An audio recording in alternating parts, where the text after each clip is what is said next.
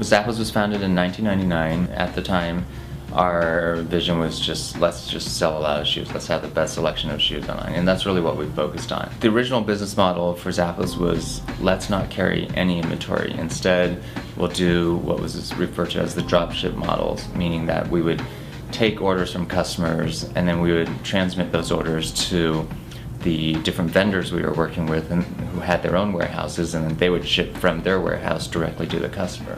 On paper, it was a great idea.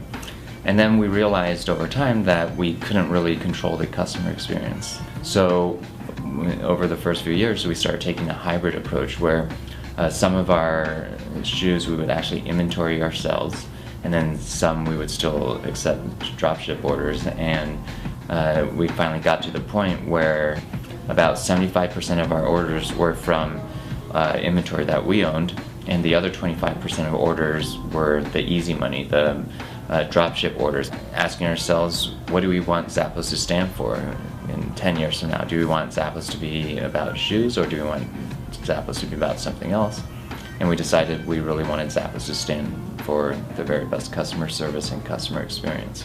So we flipped a switch and lost 25% of our revenue, which was, I'd say, probably both the easiest and hardest thing that we had to do in the history of Zappos, because at the time we weren't profitable, we couldn't raise funding.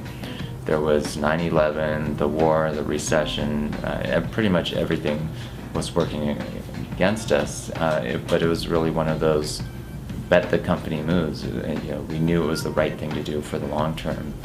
And the great thing about doing that is after we did it, we found our customers were a lot happier because we could consistently provide them great experiences.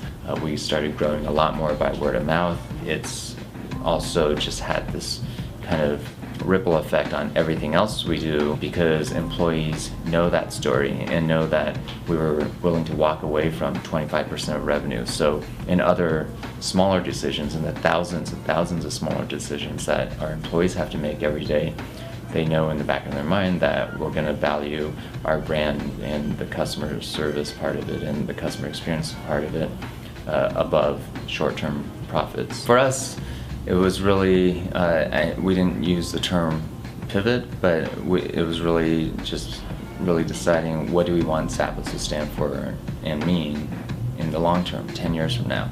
For us, it was the very best customer service. So then everything else kind of flows out of that naturally. We basically told our employees, let us know what you think is the right thing to do for the customer.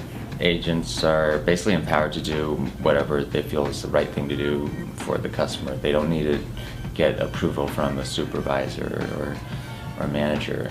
Basically, we're looking for people whose personal values match the Zappos values. Our belief is that everyone's a little weird somehow, so it's really just more of a fun way of saying that we really recognize and celebrate each person's individuality, and we want their true personalities to shine in the workplace, for them to be themselves. And when you tour our offices, you can definitely see a lot of self-expression throughout the office. With our focus on customer service and company culture, we're now at over $2 billion in gross merchandise sales, and so the number one driver of all that growth has been through repeat customers and word of mouth. And that's really our whole strategy, is take most of the money that we would have normally spent on paid advertising or paid marketing, instead invest it into customer service and the customer experience, and then let our customers do the marketing for us.